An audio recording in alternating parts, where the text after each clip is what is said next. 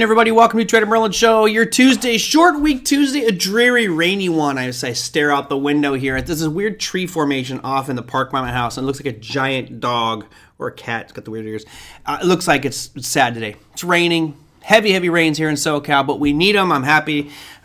John's over there in Florida, and he's probably really nice and warm and toasty, although you have the humidity to deal with. Anyway, happy Tuesday, everybody. Hope you had a great day off, did something fun and leisurely for your President's Day.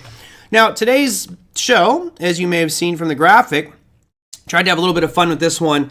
I called it Bracing for Nvidia.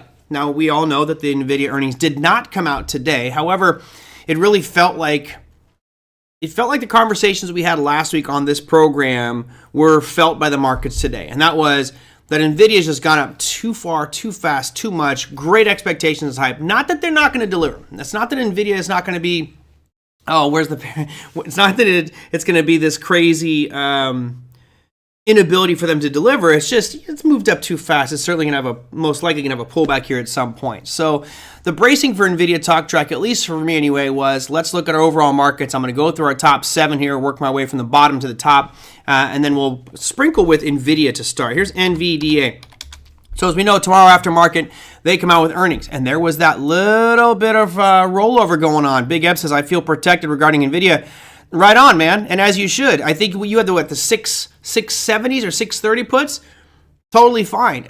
Your value of your underlier went down today, but your puts probably did fairly well, and you bought them a week or two ago, so the premium wasn't as bad as what they were today. I'm certain those premiums were surging today on Nvidia as people are like, let me get my my ducks in a row here and protect myself. Better do it early rather than late. At this point, it's almost that analogy of, is there a fire going on before you buy fire insurance? Well, at this point, it looks like there's definitely some smoldering going on with Nvidia. Today was down 4.53%.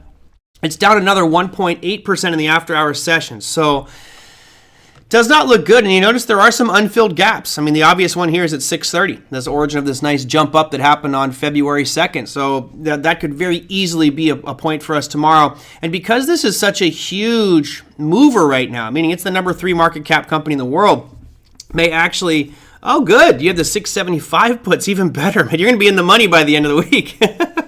That's great. You'll probably be in the money by end of day on Thursday. So this was an interesting one, again, because it's so prominent. And again, it was added to these major market indexes. It's part of that Magnificent 7, as everyone is calling it now. Not a good sign. And what did it do for the overall markets? Well, first, before I dive into all the indexes, there was your Nvidia down again, 4.35, but tanking in the after-hours session. You had Apple also down, but nowhere near as much. You were down 0.41%. I've mentioned before that level, that kind of line in the sand for Apple is right around that 179.50 mark. You know, we've come close to it a few times back in January, again back in January twice. You saw it hit in February, and now we have a little bit of a hammer formation forming right near those lows as well. So interesting to see how this pans out for tomorrow, but Apple certainly feeling that tech crunch. You had Google. Right, Google actually was negative for most of the session, then rallied back up and closed into positive territory. So Google, your outlier. My favorite company, Amazon. This was another question that came up a couple weeks back. I forgot which one of you asked me, but someone said, what do you think about Amazon? I said, I can't short it. I just feel like Amazon is just too strong. You look at that picture, there is a definite short trade potential here for anybody who feels comfortable with that, and that is a break below 165.75 on Amazon. Why? Well, we had that big gap up on good earnings, and it's been showing weakness, and now we're drifting right back down to the second touch of this 165.75 mark. If you get down below that one, I think this gap's going to close, and that may not seem like a lot, but going from 165 all the way down to 159, it's a $6 move. Leveraged properly, that could be a fantastic trade for anybody willing to get there. But you got to wait for confirmation of this one to break. Nvidia will be a big factor in this tomorrow. And I'd be nervous owning any of these stocks going into the close. I'm not going to carry certainly not any of these Magnificent 7 stocks going into Nvidia's earnings. What else do we have? You got Meta. Meta doing okay. Still a lot better than what we saw with Amazon. It's still holding that earnings gap that it had back in February or early February. So all in all, looking good for Meta. It's really this Nvidia that is the dog right now. And of course, it's bound to have a pullback. We talked about that there was definitely the need for it to have one at some point, and this may be that day of reckoning where all of a sudden it starts to pull back even more. We'll see on earnings announcement. Now, what did it do to our overall market indexes? If I look at your NASDAQ 100, it certainly had a weighting on it today, down 0.91%. It was down more than that. At one point, we're over 1% decline for NASDAQ. You saw XLK tank even more than that. XLK was down a little bit over 1% today. Also coming back down into those low levels that we haven't seen it hit since the end of January. So again, there's a lot of proverbial lines in the sand here that may become great opportunities the tail end of this week, and I'm pretty excited about those because my trading's been rather light lately, and I would like to have some new positions opened up here, and this may be that moment that I've kind of been waiting for to maybe build some short positions. Now, I'm certainly going to be reactionary here. I could anticipate those earnings and start building short positions now, but as we've seen here a few times, when I go really aggressive on a short position, kind of going counter trend, it seems like I'm getting smoked. So I'll just be a little bit more cautious on this one, wait for some confirmation of the breakdown below these levels on like Amazon or on XLK, triple Qs, etc. And then I think we'll get the bigger moves. But it's going to have to happen from some big shock to the system. And I think it'll come in the form of AI is great, it's fantastic, but it's not this massive thing that's now vaulted Nvidia to the third biggest company in the United States. Just shocks me that it's bigger than Amazon. Shocking. What do I got here? Fortinet. Ooh, I didn't check out Fortinet. It was doing great. Down 5%. We're currently at 64.50 on Fortinet. I'm bummed because you guys remember the show we did back in November where I was selling a ton of puts, and I wish I would have just bought the damn thing outright because it's been a phenomenal run ever since. It may present another buying opportunity coming up here. Fortinet, pretty dang solid trend, good looking chart. It really hasn't done anything that's dramatic from a sell-off perspective, although we do have a hammer formation today. What did volume look like? Volume very low on this one, so no capitulation on this candle for today, but there might be some plays here. And again, I'm trying to approach this from I have some things I feel I'm bearish on, some things I feel I'm bullish on, and it doesn't matter what happens to the market. It's just when one of those plays out, either bullish or bearish setup, I'll take those trades. Easy peasy. Palo Alto Networks, yeah, they had earnings. I think we had that on our earnings list. So Palo Alto Networks down 18%. Oh, man. Yeah, Liz, that's a wanna get away commercial right there. Let me put a horizontal line right where Palo Alto Networks is. It's going to be right there. That red line on your screen is now where Palo Alto Networks is in the after-hour session. It's always more dramatic when you look at this on the 5-minute chart, which I guess I probably could have called this the popcorn. It looks just like that picture. The overlay was uncanny for your popcorn trade of the day. That was your Palo Alto Networks, which when it closed today was right around 366, now currently trading at 297. Looking at that one, I'm not a huge, I don't really know much about Palo Alto Networks. I'm not an expert by any means, but you look down, there's a demand level slightly lower. And I'll see tomorrow morning, I'll look a little bit more into what actually transpired on this, but maybe I can get the 280, sell the 280 puts here, which would allow me to buy this at a much more than 20% discount and probably get some pretty steep premium tomorrow morning on that one. But, you've got to commit yourself to $28,000 of buying power for every contract that you're going to be selling on this one. But the premium's probably going to be pretty darn good. I'm checking out Palo Alto Networks right now. Pretty aggressive sell. What did they do? So they beat earnings too. So that's crazy. They beat earnings by 12%. They estimated to make $1.30, came out at $1.46. So clearly something was said in the press conference after that most likely led to slowing sales, a bit too driven up for AI, and I don't know, but whatever it was not received very well, and you had very high volume on that earnings announcement right now as well. Tom says, amen to AI. It's been around for decades. Yep, absolutely. It's been around for decades, Tom, but I think you would agree that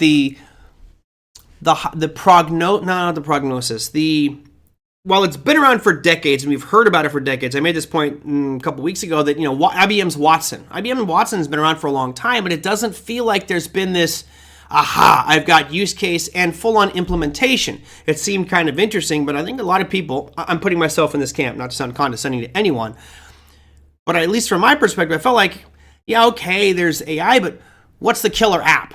right? What's that use case? What are we going to actually be using it for?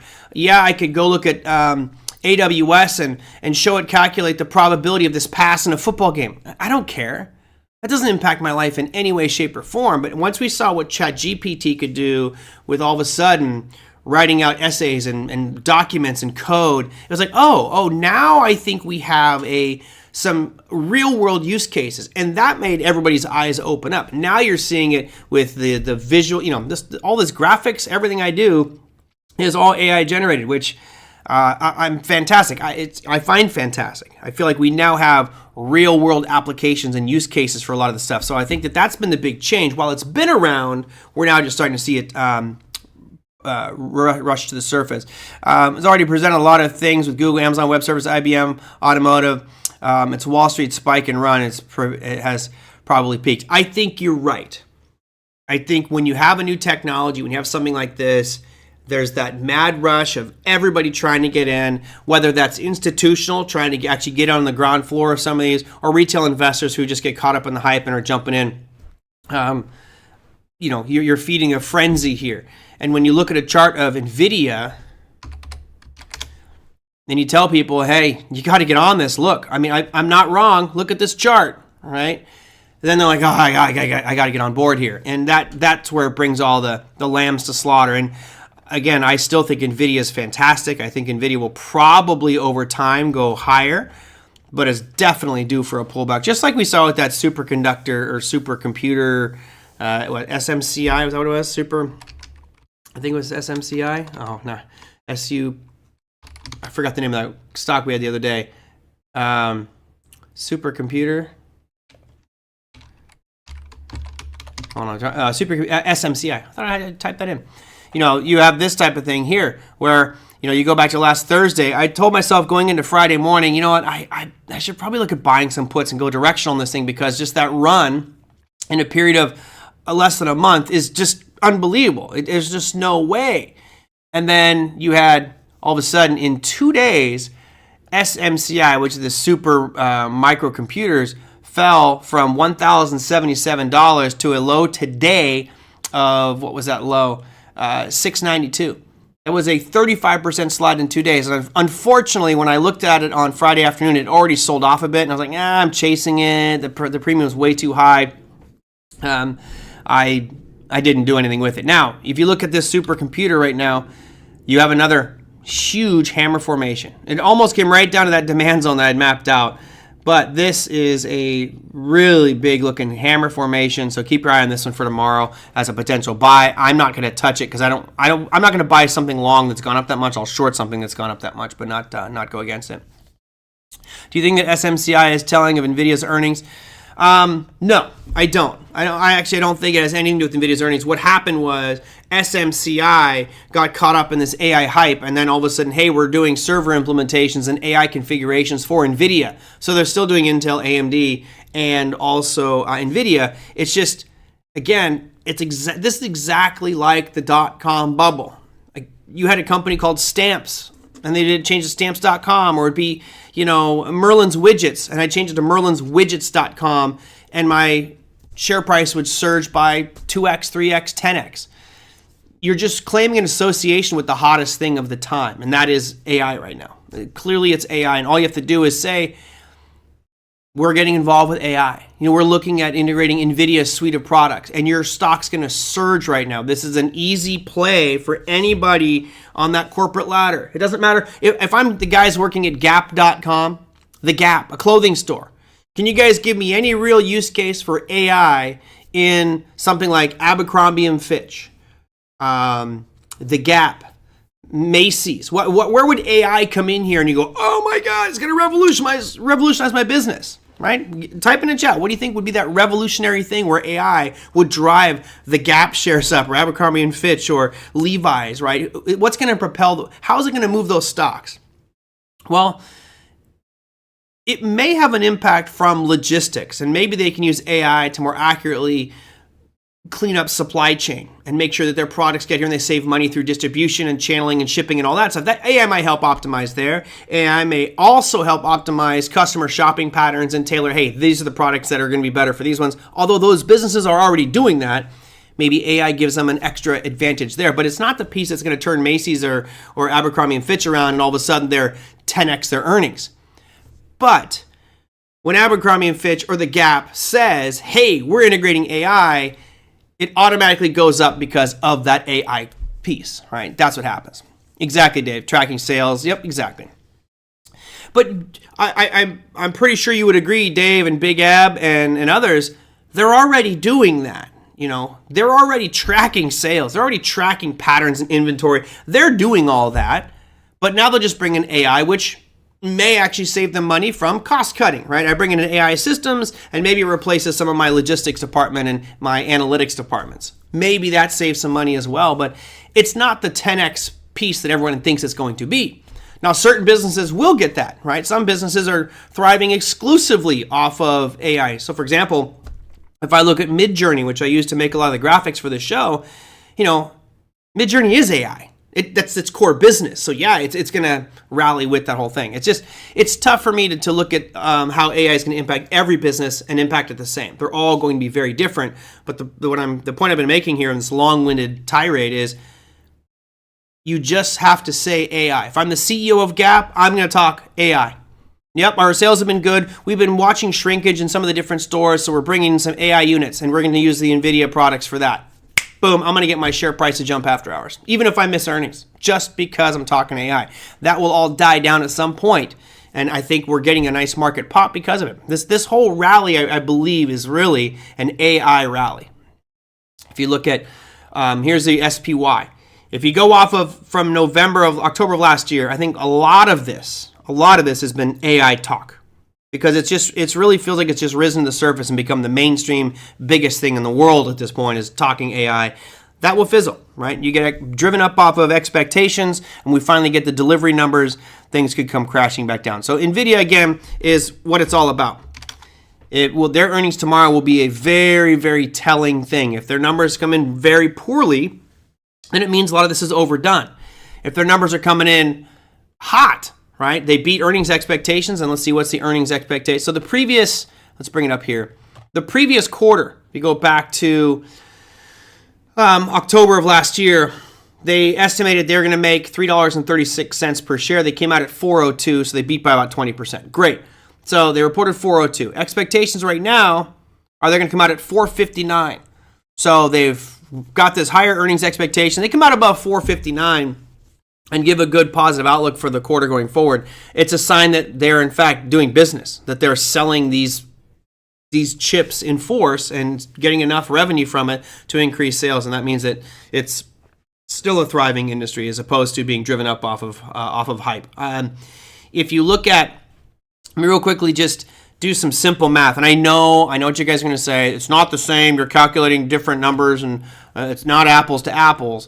Let's real quickly put my calculator right here and bear with me as I try to do 16 things at once, which is tough for me to do, as you guys know. I'm going to go back here to their earnings in October of 2023, right? It's the previous one. So they had 402, right, was their earnings, and that was released on November 21st, 402. From there, price of Nvidia, from that peak, actually got to do it from the closing price, which is actually here, to where we are right now, the share price of Nvidia has risen 39%. Okay, so 39%. And their earnings numbers were 402. All right, so let's go 4.02 times that by 1.39.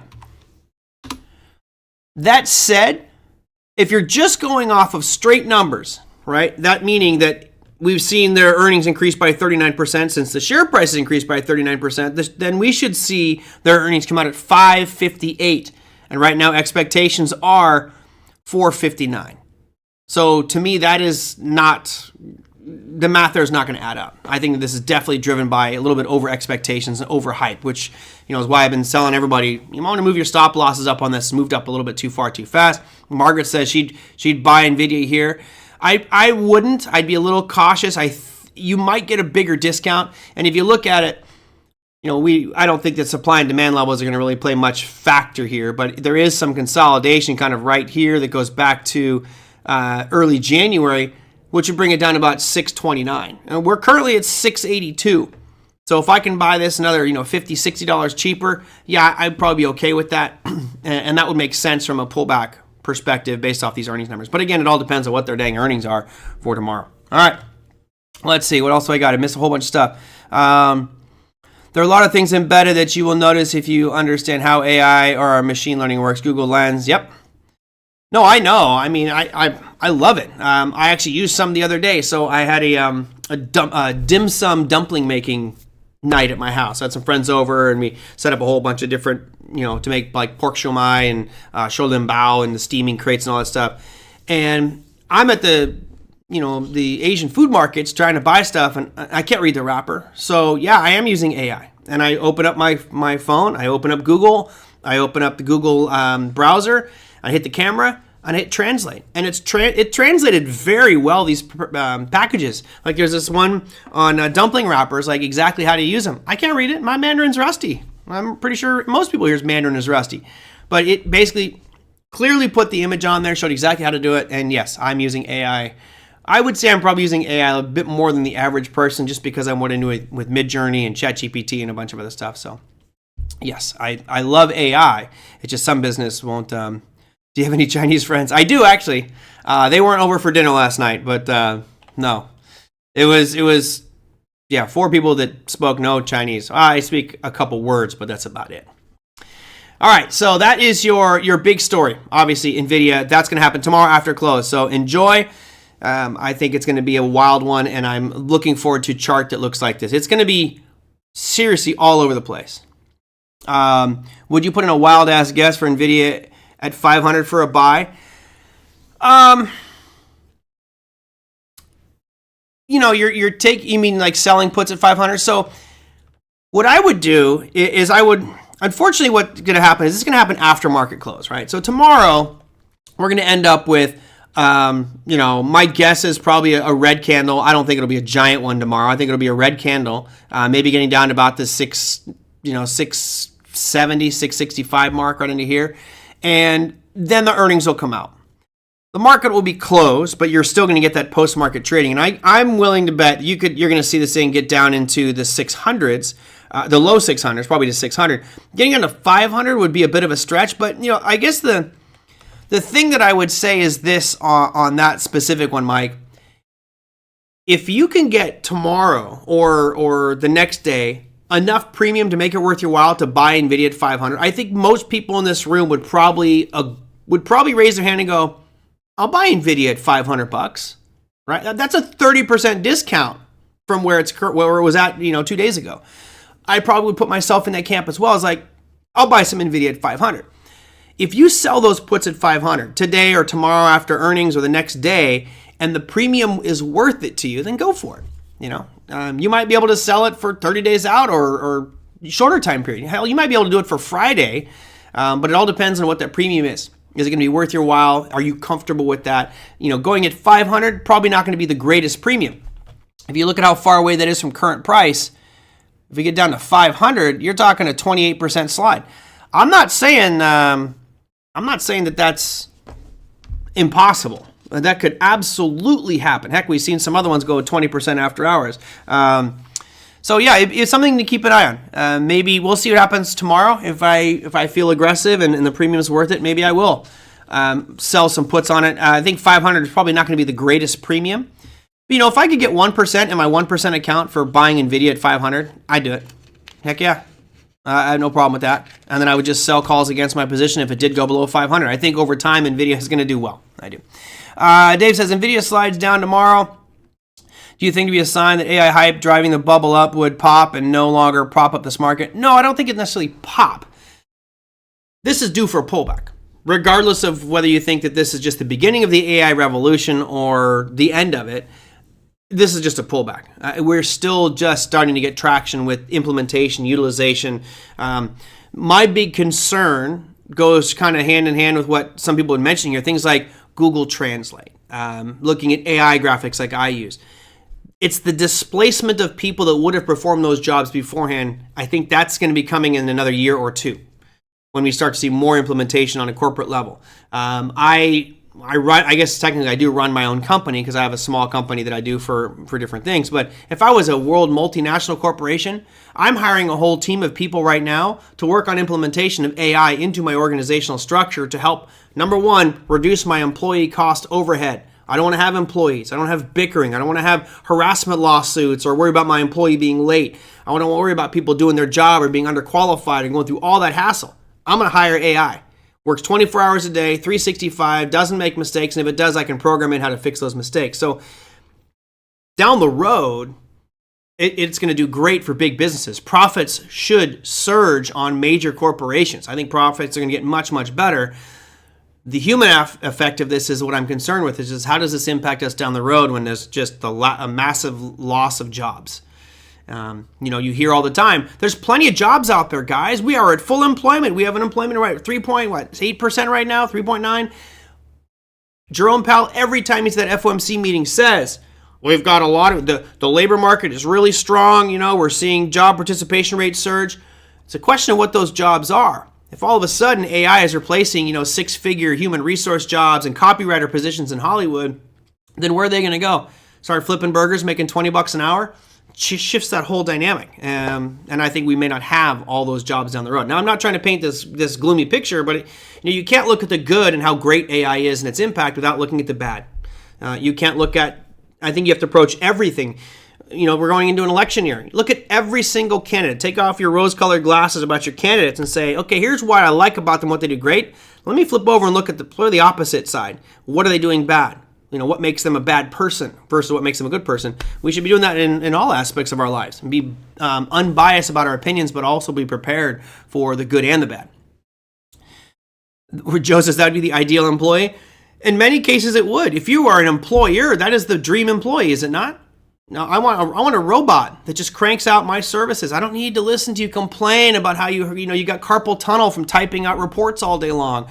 I don't want you to send me messages all day long as I'm your manager because you can't find this and you need me to get it for you. I want AI to go get it automatically. It's going to change a lot. Do you think that it is a buy the rumor, sell the news on Nvidia? I do, Andreas, but my problem is you're already seeing it sell off. Typically when you get those big rallies up, I feel personally this is foreshadowing a bad earnings call. I feel like the smart money got in today. Or got out today. I think you have institutions selling today. Look at the volume. The volume is the highest. It's a pretty significantly high spike of volume here. And it's on a down day. I feel like this is foreshadowing. You had, I think, 3 analysts downgrade their profit targets for Nvidia. It feels like it's ripe for a correction. And that may present a great opportunity for all of us to buy into this at cheaper prices. But I wouldn't jump on it tomorrow ahead of that earnings announcement. I think it's just too risky for anybody here. But again, you all have to formulate what your opinion or hypothesis is of and how you're going to trade Nvidia or anything like that. I think no matter what the earnings are, I think there will be selling in Nvidia. I think if Big Eb, I know you've done this, but if you look at all the spectrum of possible outcomes. If you were to map out all those outcomes, the best outcome being they absolutely shatter earnings and they raise massively their forecast going forward. That's the apex of outcomes, right? Everything else between that, to me, is starting to show weakness in the company because right now I feel like it's already priced in for shattering earnings expectations and raising forecasts. If they come out and they miss earnings, it's tanking. If they come out and lower their forecast, it's tanking. If they come out and say lower demand than we expected, it's tanking. If they say there's more competition coming in the marketplace, which it will, then it's going to tank. So it's not that Nvidia's done. It's just ripe for a correction. It's ripe for a correction. I think you've done that, Big Ev. I'm pretty sure you're like, if the probability is great that this thing's going to have a pullback. I don't know how deep. I wonder if I can get an AI robot to build a house for me, framing, electrical, plumbing, solar panels. 100% in the future, Lisa. 100%. I can guarantee it will be robotic at some point. Now, there will be aspects of that job that must have a human, and that's going to be the foreman. The foreman to make sure, and it'll have probably a staff of 3-4 people that are not paid as much to just make sure the computers are doing what they're doing. If you look at these 3D printing of houses, which I am fascinated by, I find it absolutely incredible. If you haven't looked at it, go on YouTube and type in 3D printed houses to get a sense as to what the future holds. You've got environmentally friendly materials. much more stable and sturdy. You can do all kinds of different construction elements, and you can build a house in probably a week, fully done. Pretty impressive. And you know, their template, their cookie cutter, just move it from the next plot to the next plot to the next plot. So Lisa, I mentioned this a while back when Tesla was talking about his Tesla bot. And this is one of the reasons I was kind of changing my stance and becoming more bullish on Tesla. And I still think that at some point I'll be a buyer of Tesla. I just wanted to drop a little bit more. And that is their Tesla bot. Elon Musk is already in bed with ChatGPT. He was one of the original, not founders, but he's investor in it. If you could take ChatGPT as the brain and implement that into a robot that Tesla is creating, I've already seen it. They showed this robot folding laundry. And my dream, not my dream, but my future reality will be, I will probably spend $100,000 on a droid in my home that I program to do all the stuff that takes me time and wastes my time. I mean, there's numbers out there. You can go Google them for me if you want, but of how much time you and I have spent doing menial tasks. How much time do you spend washing dishes a day? How much time, or a year? How much time do you spend cooking food in your kitchen a year? How much time do you spend cleaning your house or folding your laundry, right? Shopping. I can have my bot do all of that. It can fold my laundry, it can clean my house. I can set an alarm that says, hey, at 8 a.m. I want to have bacon and eggs and pancakes on my table ready to go. You program it in to do all that stuff for you. I've now saved myself all that time. That's 30 minutes of cooking out of my way, and I can now be more productive. The cleanup is also done by that as well, so that takes another 15 minutes.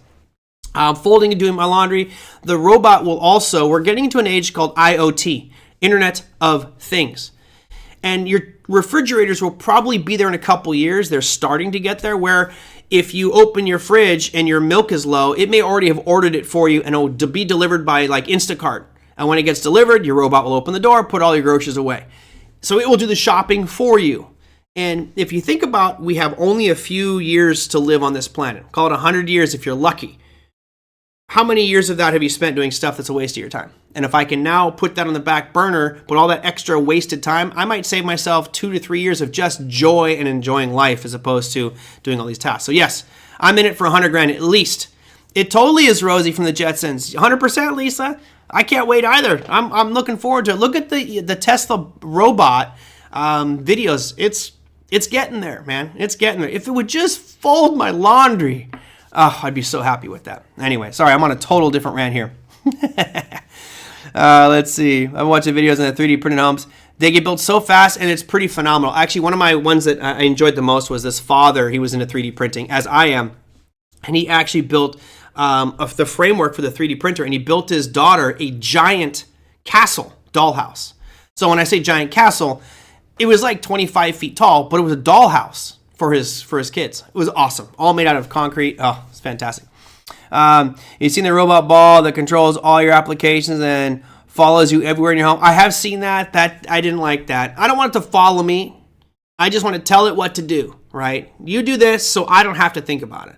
Oh, I need to wash my car. Okay, robot. I'm going to call my robot Kevin. I don't know why, but Kevin's always going to be my robot name. Kevin! So I can yell it aggressively. Kevin! Kevin, go wash my car. Done. And I can go do whatever I need to do. Kevin, go pull weeds. Go pull weeds. I can't wait.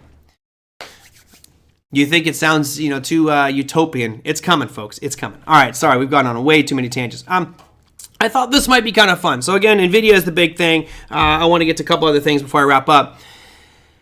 As you know, we've all done our yearly forecast, and you guys have put in your yearly forecast, and I thought it might be interesting to see where we stack up with institutions who have had 2 months to adjust their forecast. I'll be honest, they have an advantage here, but I thought it might be interesting to see where you are at. So, for example, let me bring up our sheet here. So I'll look through this one, and you can see I've got my level right here at 5102, and you guys all know your levels and where you are here. And if I go down here, so 5100 would be mine. If I scroll down here, I can see that I'm kind of in line with BMO, Deutsche Bank, and Citigroup. All think we're going to be right around 5100. The highest level on here is UBS. It says 5400 is where they think the S&P will be by the end of the year. JP Morgan's coming in at a 4200. Keep in mind, this makes me nervous, I'll be honest. This makes me nervous because JP Morgan, I feel, has a competitive advantage because of Jamie Dimon and his connection with the Federal Reserve and central bankers. This makes me very nervous. And if you look at what 4,200 would be on this, 4,200 would be, a slide of 10%, a decline of 10% for the year. So JP Morgan is saying a bearish year to the tune of 10%. But the good news is that's the worst. That's the worst forecast out there. I'm going to add in JP Morgan, and we're going to put 4,200. Just so we can have that as kind of a reference point for the year. I'll put the lowest one in, and I'll put the highest one. So that'd be a drop about 11.93%. And the highest one on this page was UBS 5,400. So I'm going to put that on there as well, just so I can have that as a benchmark framework for. We'll go UBS Financial. Just so, oops. Fubakata. FINANCIL. And 5,400. Perfect. So now we have the high and low. One analyst thinks it's going to be 11.93% decline. Another one says 13.23% gain. What I don't know, Mike. Unfortunately, I don't know that. I just saw these numbers and I thought this would be interesting to kind of incorporate into what we've been doing. Yeah, I didn't see BlackRock on here. It'd be nice to see BlackRock on there. Goldman Sachs feeling optimistic.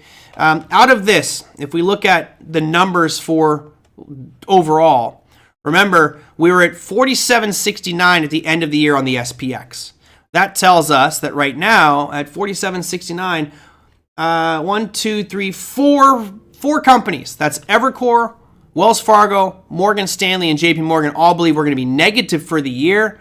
And then you look at Barclays, Bank of America, BMO, Deutsche Bank, Citibank, RBC, Goldman Sachs, Fundstrat, Oppenheimer, and UBS all believe we're going to have a bullish year. So that seems about right. And, you usually get a vast majority of the analysts out there are going to be bullish for the market. But anyway, I wanted to throw that in there so you can kind of see where you stack up. I did not see John BlackRock's in there. I'm sure there's many other firms in here. This is collected by Yahoo Finance. And why BlackRock wasn't in there, I don't know. Maybe they didn't participate in the report. That's right. Hit that like button, everybody. Margaret sent in a question. So real quick, I had a comment from a viewer.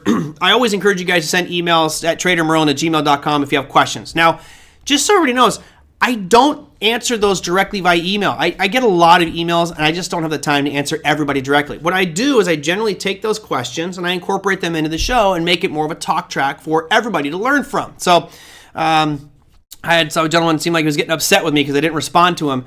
I felt like we've done a lot on crypto recently, so I was kind of holding off on those. I have most of the questions that have come in the past week have been crypto related, Bitcoin related. So I'm going to sprinkle some of those in, but I certainly don't want to make this a cryptocurrency show. It's investing, it's money, it's trading, it's all of that stuff. So we'll do a little bit of crypto, and I may do some of that tomorrow because some people asking about best way to buy Bitcoin and how do I move Bitcoin, how do I send things. That's all actually part of my course for Online Trading Academy, so you can find out more in detail there. I may do a little bit for this one. All right, so Margaret says, do you score out your zones? I know that you will not reveal the OTA methodology, but you could go into more detail of what makes a zone weak or strong. Well, yeah, Margaret, I'm not going to go into that, but I basically follow most of the same odds enhancers that you would go through. So for those who've been through Online Trading Academy, you know that there's these setups, right? It's how a zone looks, and there's all these different criteria that they use to help with odds enhancers. Now, I don't fill out an odds enhancer scorecard. I've been doing it too long. I just know what I'm looking for. And I'll look for a zone, and if it checks my boxes, I'll take the trade. And there's sometimes, it's many times where you look at it and you go, this looks fantastic. This is like the best zone I've ever seen. And it doesn't work. There's also been times where I'm like, it's not really that good, but I'm going to take a shot at it anyway, and it works fantastic. So for me, it's important that whatever I'm using as my metric for an odds enhancer, if you will, and I know some of you guys like to use the indicators. I think all of those things help. But I'm looking at the way zones are constructed, how price got there, how price left. There's a lot of different pieces to it, but I do not score it. It's more of a mental score that just gives me confidence in it. And yeah, that's the quick answer, Margaret. You know the odds enhancers, and my belief is that once you understand what you're looking for, right? What are those criteria? Boom, boom, boom, boom, boom. Once you know those, you should look at a chart. Here's how I would do it. So, for example, let's say you've got, we'll just say 7 different, components or odds enhancers that you're looking for. I would go through and I would pick a chart that I know nothing about and I haven't looked at. So I haven't looked at Sprint. I don't even know if it's still, this is Sentinel-1. I would bring up this right away and I would instantly just start looking for those, what I'll call high probability turning point zones. And in this one, I don't really see anything. There's nothing in here that looks that great. I would have made the argument that this one right here was a fantastic supply zone. We drifted up, we kind of went sideways, and then aggressively fell out. I love this one right here at 28, but notice what happens. Rallied back up to 28, came right in that supply zone, sold off, and then broke it and kept on going. So they don't always work, but that's how I do it, Liz.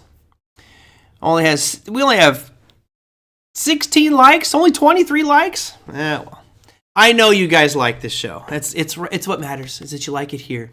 So there you go, Margaret. I hope I answered your question, but I don't personally write down a score. I look at things real quick and go, okay, yep, I like it or I don't like it. Done. Okay, one last one for Naum. Naum says, missed Friday's live show. Let me put in the symbol here. But I am in a long-term investment called GEO, G-E-O. I'm up 28.6%. Sounds like a good investment. What are your thoughts? All right, well, we look at GEO. Looks great. I mean, this thing looks fantastic. You've got a gorgeous looking uptrend, and it's been rocking and rocking and rocking and rocking. So, looks fantastic. Now, at this point right here, we can go like this, so I can actually tell what your entry price was. Oh, wow. Talk about it. Man, could I have done that any more perfect? Literally 28.63%. So my guess is you bought back into this thing on November. It looks like maybe you bought that as a breakout trade because it broke above this high from May of 2023.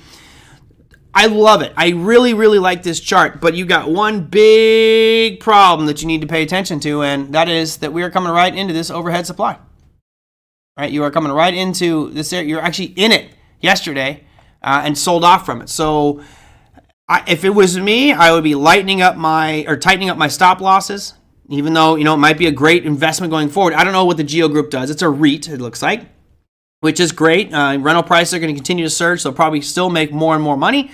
But, I can't ignore these overhead supply zones. If it was to break above that, I would probably look at adding to my position. But it's already had a ridiculous run to the upside. If you go from bottom to top, 79% gain in the last 120 days. That's 6 months or so. That is a phenomenal move. You typically get big pullbacks on that one, although, REITs are a different ballgame. A lot of money kind of going back into REITs. So I like it now.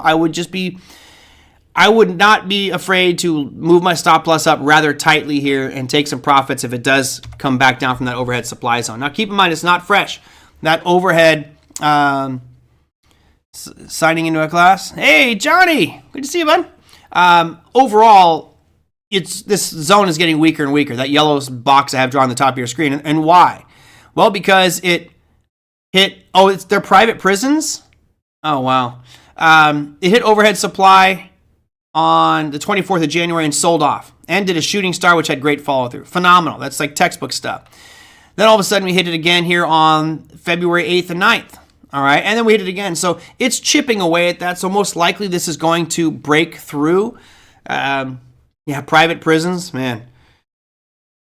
This is an interesting one. If you look at the current political landscape, you have President Biden talking about how he's going to pardon all cannabis offenders, and what does that do to private prisons? I don't know. I'm asking you guys. I just don't know the answer to that. But if you have political movements that are going to pull people out of prisons and get them, the thing with GEO Group, if you're a prison stock, do you have any incentive in rehabilitating your inmates? Is there any incentive to make you, hey, let's get these guys turned around. Let's get their lives back on track. Let's get them back out in the world and let them live their lives. Maybe they've, paid their dues. If you're a publicly traded prison company, there is goose egg incentive for you to rehabilitate these people. And that's why I don't really like the idea of private prisons personally. I just think that there's just too much incentive to keep them in there. They probably do get government contracts, would be my assumption. I don't know. If you look at it from a capitalist perspective, every prisoner that leaves has lost money for them. So you want to keep them in there. Oh, yeah, yep, parole denied. You stay in. My parole board's made up of my board of directors for the prison company. You stay. Anyway, let's see. Cost effective for the states? Yeah. It's less cost for the states, but does it do as good of a job? I don't know. All right, let me go through our economic calendar here and your earnings and call it a day because I have gone long and I got too much stuff to talk about. We had no real economic announcements for Tuesday, Wednesday, similar. We don't have much going on. We have a bunch of FOMC members speaking. We've got Bostic speaking. You have Bowman will be speaking, plus the FOMC meeting minutes. That's going to happen at 11 a.m. Pacific time. So keep an eye on that one, guys. That is where we get a reading as to what all the different central bankers were thinking that voted for the FOMC. Did they vote to stay? Did they vote to lower, to raise? And what are their thoughts, right? This is a much deeper dive into the thoughts of all the members of the FOMC committee. Really important one and can cause some pretty big market movers. That is your economic calendar for tomorrow. As far as earnings go, we know it's all about Nvidia tomorrow, and then everything else just pales in comparison, right? It's a $1.79 trillion market cap for Nvidia. The second closest one is analog devices at $93 billion. Nothing. So it's all eyes for your popcorn trade of the day is going to be Nvidia. For those who are new, don't know what popcorn trade of the day means, that means you take your chart just like this. You put it on a 1 minute time frame and you go, here's 1 minute, and you type in NVDA, right? And you sit, oh man, tanking after hours again. And once you have it on 1 minute time frame, you just watch that earnings announcement happen. It'll be this crazy whipsaw, just massive volatility in Nvidia tomorrow. It'll be fun to watch, but I certainly would encourage you to stay away from it. All right, let's see what else we got here. Lots of unhandled stuff going on in private prisons. Lots of money to be made. Yeah, right. And we're a capitalist society. So, if you're a CEO who runs a prison, private prison, your job is, I need full capacity, right? If I'm a company, if I'm someone that does low-income housing, and maybe I'm getting paid to do low-income housing, I make more of my money if I'm at full capacity. Whether I'm low-income or high-income housing, it's all about full capacity. Well, prison's housing. So it would make no difference, in my opinion, in those cases, their goal to keep at full capacity, keep those prisons maxed out. Must be hard to make a profit now that inmates aren't collecting your credit card info and phone sales. Is that what they were doing? Man. There's a great interview. If you guys ever want to, I think I've told you this one before. Let me put it in the chat here real quick since you got me off on another tangent. Love you guys. I'm not even going to look at the chat now because I don't want to put in any new ones. But if you go to Lex Friedman's podcast, and its name is Brett Johnson. This guy was the #1 most wanted cyber criminal in the United States. It's a 4-hour interview. Hold on, I'm going to post it and copy in the chat here. It is awesome. This is such a phenomenal interview. This has got to be a movie at some point. So if you got yourself, I think it's 4 hours. If you got 4 hours to listen to something, this will do it. It is fantastic. Just kind of hearing what the dark side, what he did in prison, how he got out of prison. It's 3 hours and 47 minutes, but it's eye-opening understanding how criminals are getting your information, how they do phishing attempts, and kind of the things that you can do to. Oh, good. You listen to that one, Lisa? Yeah, it's a good one, huh? Phenomenal. What a story, right? Like, when is that movie coming out? I want to see this movie. I can't wait. Hopefully it'll come out soon. Do you think a video will go up tomorrow morning before earnings? I don't. I think it's going to be very volatile tomorrow, Andre. I think it's going to have a lot of fluctuations, but I think ultimately it's going to close lower. I believe, just my gut tells me that the way it traded today was smart money getting out. People that have seen the earnings statements like, oh, I'm just going to get out of some. Remember, that earnings statement has been printed for weeks now. They've been working. It's not like they hit a button and it gets printed out exactly tomorrow right at the market close. It's already in the hands of the executives at Nvidia. They know 100% what the earnings are going to be tomorrow. They know right now. It's not like this is done. Anyway, all right, guys, that's going to do it for me. Hope you enjoyed today's show. Yeah, hit that like button. And again, send questions to TraderMerlin@gmail.com or down below any of the YouTube videos is my preferred place to go get those. I generally respond to everybody there, and I'll take those comments and put them in for a future show to answer them down the road. But for those that have been eagerly awaiting your questions to be answered on air, I'll probably do a couple crypto questions this week, but sprinkling them through not to overload us. That said, have a fantastic remainder of your day, everybody. When I see you tomorrow, we'll already have the Nvidia earnings in, so be careful out there. Don't trade Nvidia, please. I want to see you guys get smoked. I will see you tomorrow. Take care.